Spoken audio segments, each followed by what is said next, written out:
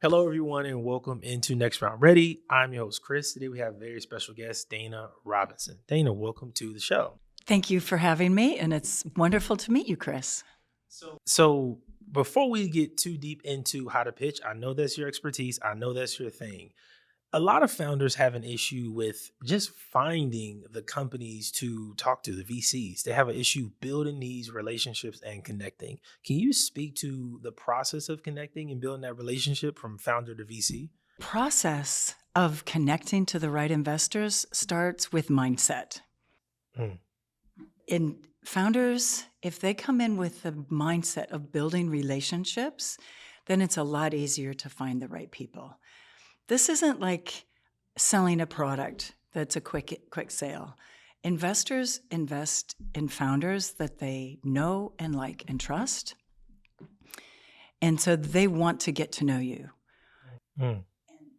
Networking, warm introductions, meeting people at events, all of that is so much more effective than cold emails or cold LinkedIn messages, because this is the start of a really deep relationship. If you're going to work with an investor for maybe 10 years, you really want to make sure that they're a fit for you, and they want to make sure that you're a fit for them.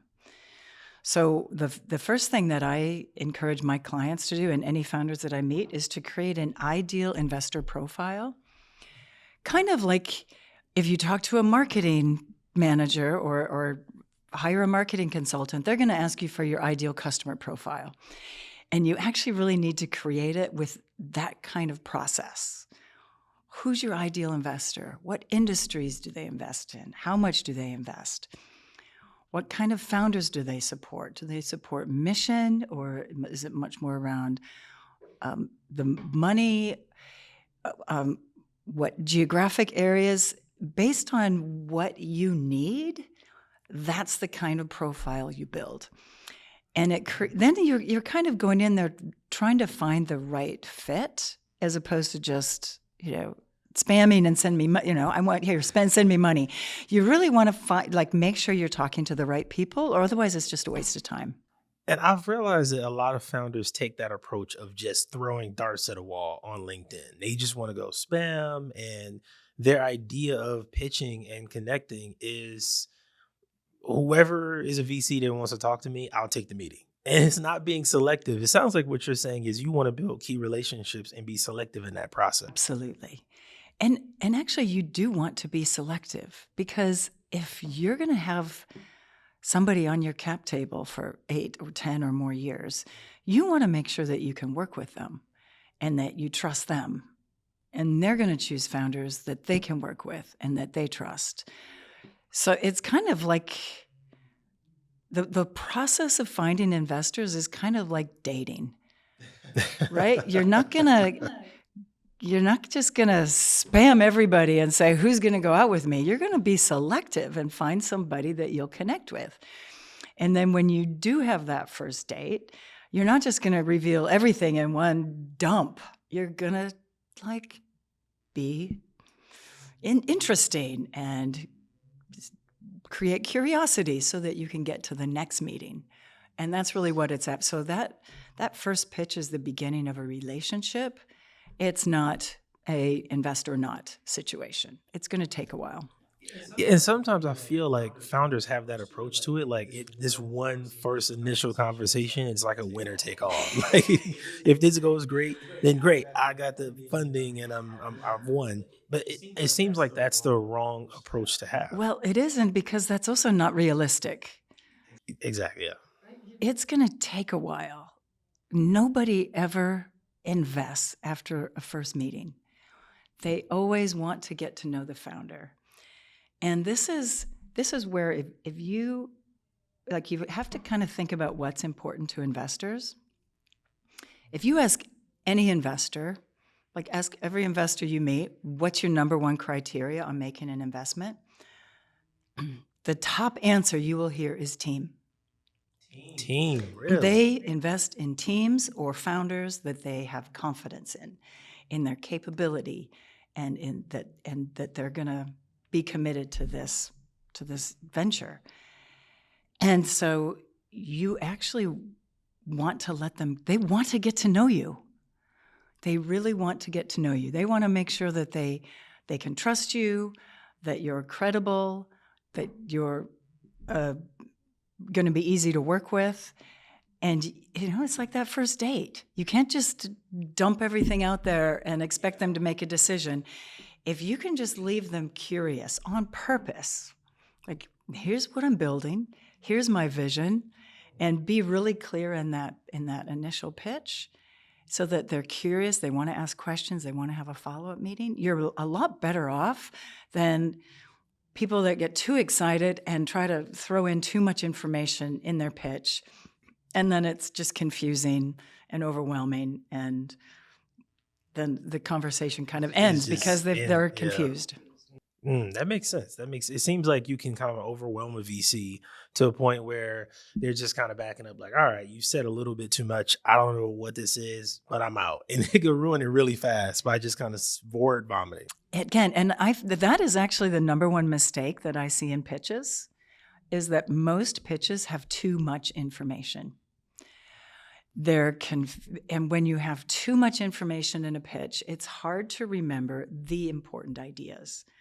So really, it's more important to say less, be really clear and concise, so that you leave them with clarity and curiosity, not confusion and overwhelm.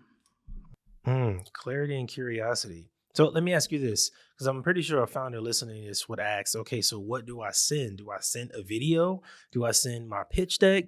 If I'm connecting with this VC for that first initial conversation, it may not even be a full meeting. Like, is there some specific bullet points I should cover to leave them with that curiosity? Or should I just go in there like, hey, this is who I am, this is what I'm building. If you're interested, let's talk. Like, keep it really short. Well, it should be really short, because all investors, whether they're VCs or angel investors, are busy. Nobody's going to read a long email. It needs to be really short and clear. And the best way to meet people, though, is to go to events or do some networking and get warm intros, or be really targeted in your outreach. And when you do that, that means that the investors you are reaching out to, are a fit. By industry, by stage, by the amount they invest, by the area, by the types of founders they support. So when you give your outreach, think about what is important to your investors, not just what you're building.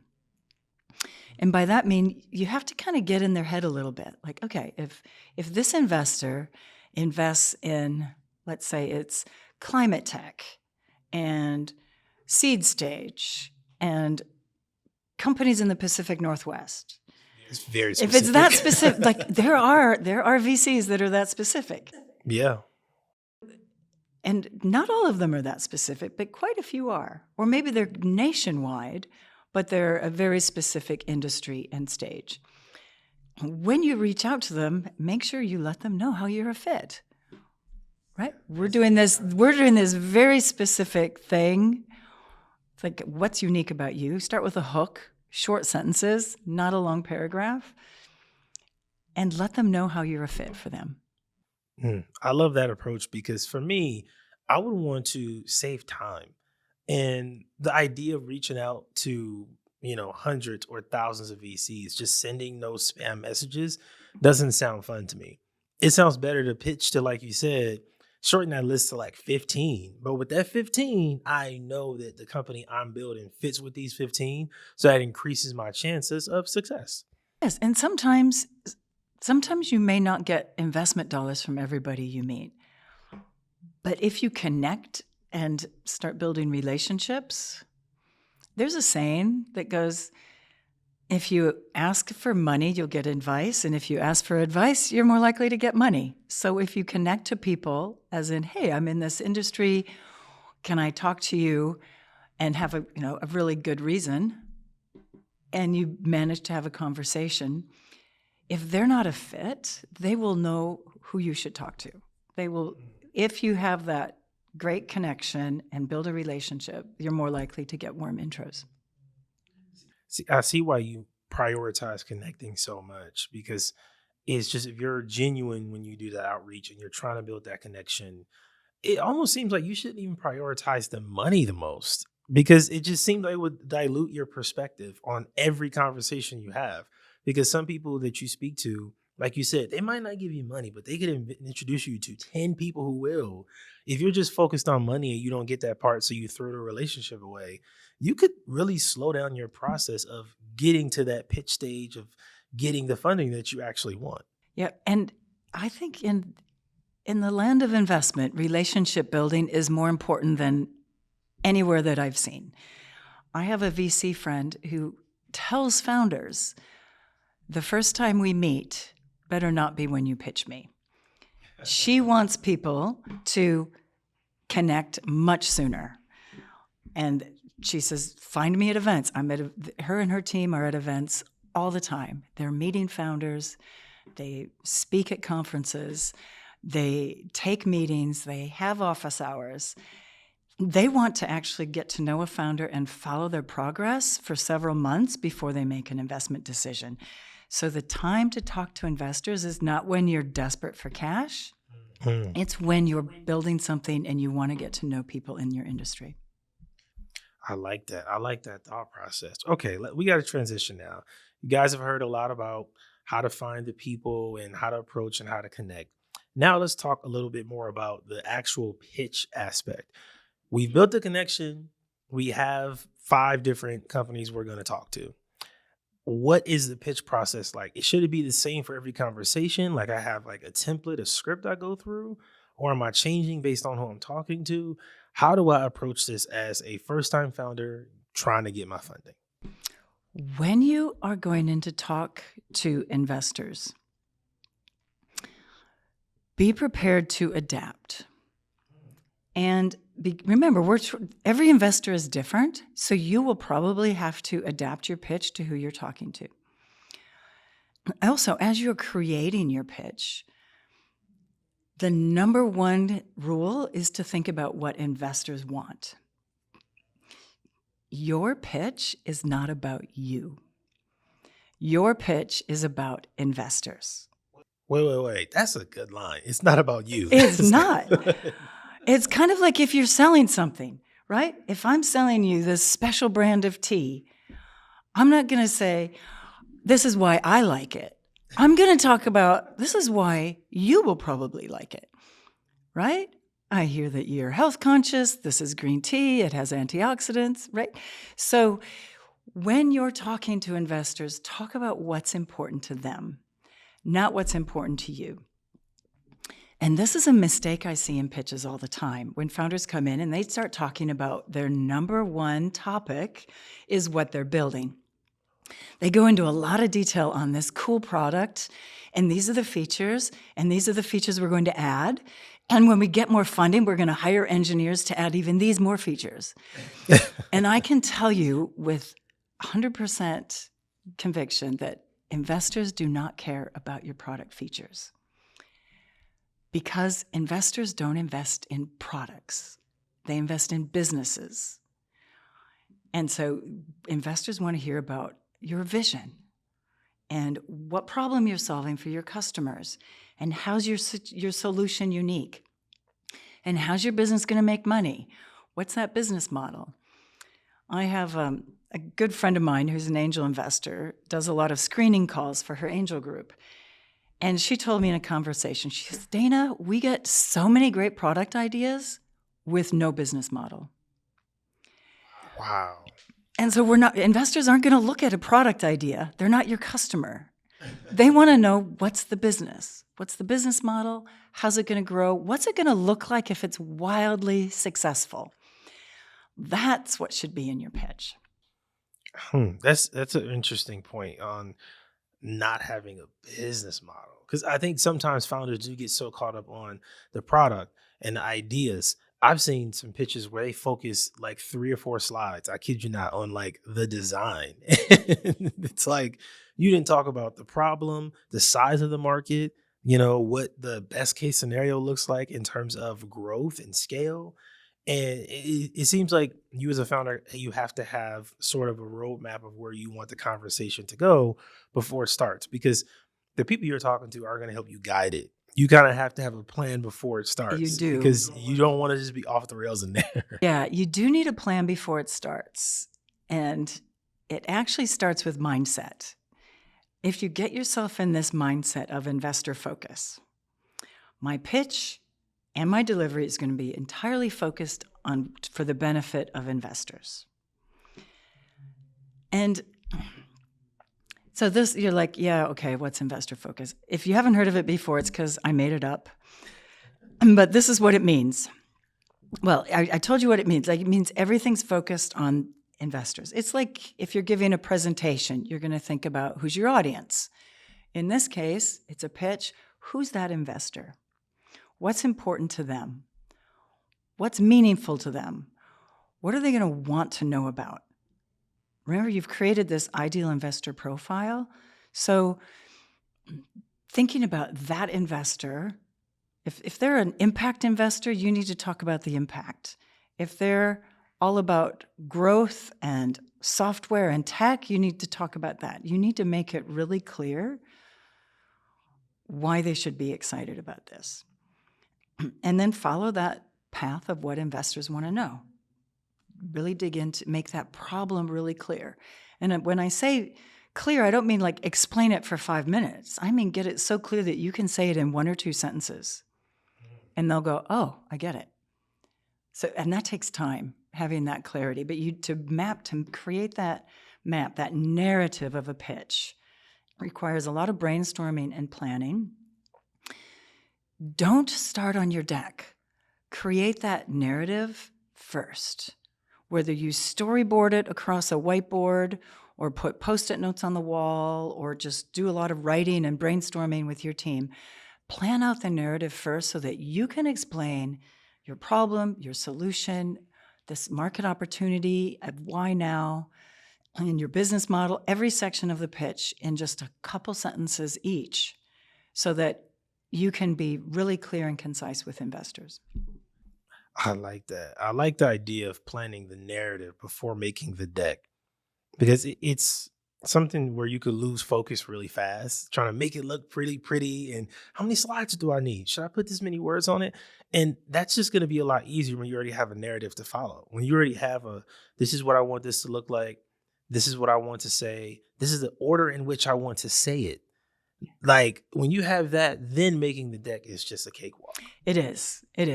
And also and then on the delivery side, if you practice it first with just the narrative and no deck, that's where you can really test it. You can test, is this the order that it should be? Is this the story arc that I want? And by practice, you mean practice just speaking the narrative out loud? Absolutely. Practice it out loud, record it, watch it. Does this make sense? Really make sure that narrative is very clear before you even start on the deck. And add stories in there, because stories connect at a human level, and they're more memorable than just a bunch of data. So plan out how, like as if you were creating, this whole story. What's the story arc from beginning to end, that the whole thing makes sense? And somebody who's not familiar with your business or your industry will understand it. And after the investor hears that story, they process it, man, that makes sense. Then they'll be interested possibly in investing in you. If you can talk about the problem, give an example of somebody that faced this problem, your solution. And this is another question. This is a personal one for me. I'm gonna be honest, because I'm always wonder, like, should I be pitching to a investor after I already have customers paying for this product, so I can say this is a solution and we're solving this problem right now in real time? Or is it also possible to go in there like, this is how we want to solve this problem, and we need your money to do it? It's much better if you're talking to investors after you have some customers, so that you can give a really credible and clear story on that problem and solution from the perspective of a customer journey. This is what their pain point was, where they were stuck. This is the outcome after we worked with them. Yeah, And and that that has it's just so much more clear what they yeah, and do. it seems like the narrative part that you're speaking of would be so much easier to follow. I wouldn't feel pressure if I'm talking about a problem and my product being the solution. I would have multiple examples to really rely on at that point. Now it's really easy. So if I connected with the investor, now I'm telling them the story. Is there another element of the pitch that we haven't discussed yet? Like, I don't want to go to the end for the full ask. Not there. Before we get to that point, like what's that in between time like? Well, the in-between time depends on your story arc, right? You at some point, yes, you're gonna talk about your product, but do it from the perspective of benefits to customers, not product features. I I challenge you to give your pitch without mentioning any product features. Talk Oh, that's about a benefits. challenge. Benefits instead. That's Benefits are so good. much more interesting than features. And then at some point in your pitch, make it clear why now. Market opportunity is so much more than market size. It also should include, like, why is this an opportunity now? Maybe there's a trend in the industry that you've noticed because you're an expert that this is going to be real, this is picking up, and this business is going to capitalize on that. Or if there's something going on in your industry or in consumer behavior that it's like, this is why now, and back that up. That is credible. And also, why you? When you get to that team slide, or when you're talking about you or your team, it's not just, here's my title, I'm the CEO, and here's where I used to work. Like, I want to know, why are you the best team for this business?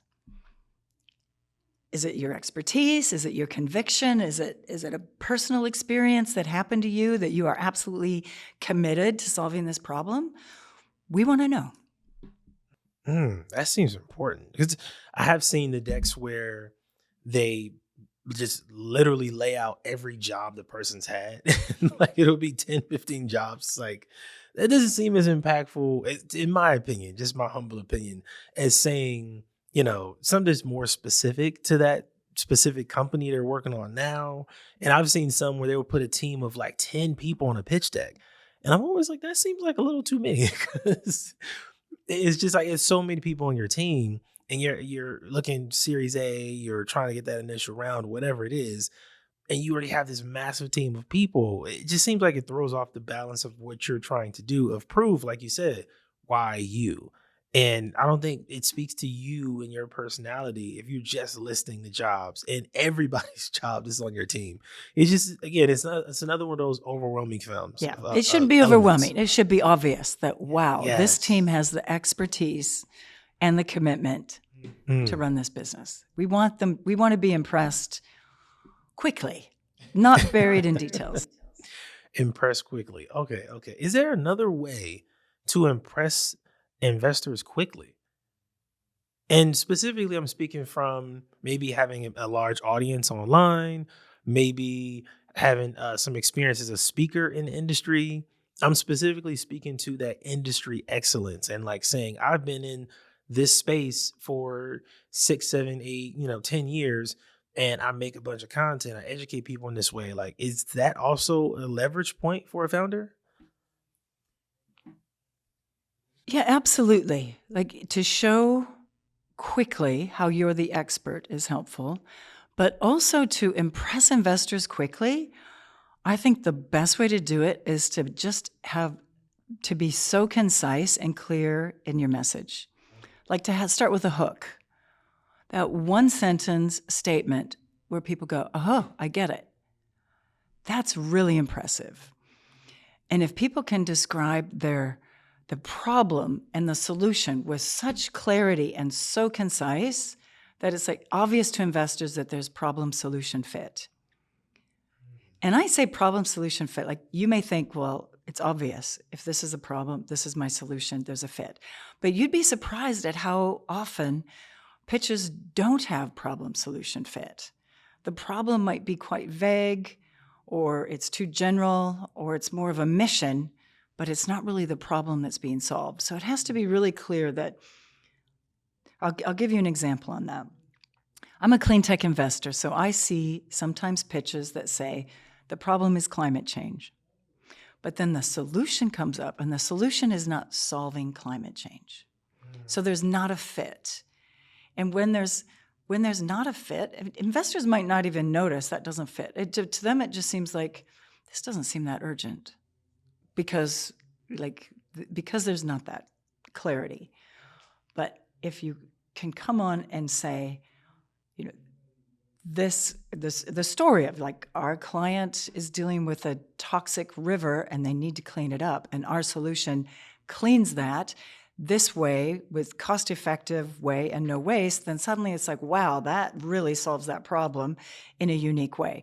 Then investors have that clarity. So that beginning of the pitch with the hook, a really clear intro, problem and solution is what's going to get investors' attention quickly.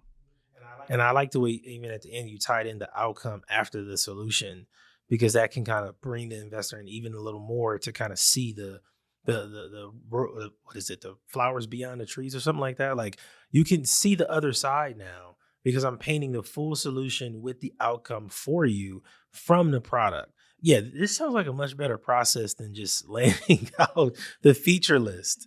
Because I've watched a lot of pitches and I've read a lot of the decks and just researching, and it's so funny how often people go into the feature part you're talking about. And I think some of it in their mind as a founder, it's impressive to them. So they're like, oh, this is going to be impressive to the investors, you And know? and that's true. And I totally get it. It's human nature. We love to talk about what we know and what we're excited about and what we're working on. But this is where if we get ourselves in that mindset of investor focus, okay, investors are not building what I'm building. What are they interested in? They're interested in understanding the problem, solution, and what's this market and how is this going to make money? How can I describe that and still capture my vision? Vision is so much more compelling than features. So that's like you have to really think that before you start creating your pitch. I love the way you broke that down. Vision is more impressive and compelling than features. Yeah, because I think in all of online business, because we're online, it's just a habit to go straight to the feature list because you think that's what people are buying. Like with all the AI stuff, people are not buying AI. They're buying the outcome and the speed at which AI can solve their problems. That's it. So AI is just kind of a label you can use to convey that. So man, this was a really good conversation. I know you got to run. We don't have you all day. Where can founders find you if they want to connect with you and get more insight on pitching? Well, they can connect with me on LinkedIn, Dana Sather Robinson. I'm the only Dana Sather Robinson on LinkedIn.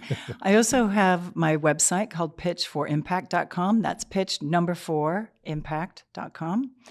And there's even some free classes that you can sign up for through my website and just watch and learn a little bit more. And from there, you'll be able to send me an email, and if you have any questions, happy to chat. I love that. Well, Dana, thank you so much for being on. This was just amazing conversation. I personally learned a lot. We appreciate you. Oh, thank you so much. This was a wonderful conversation, Chris. I loved it.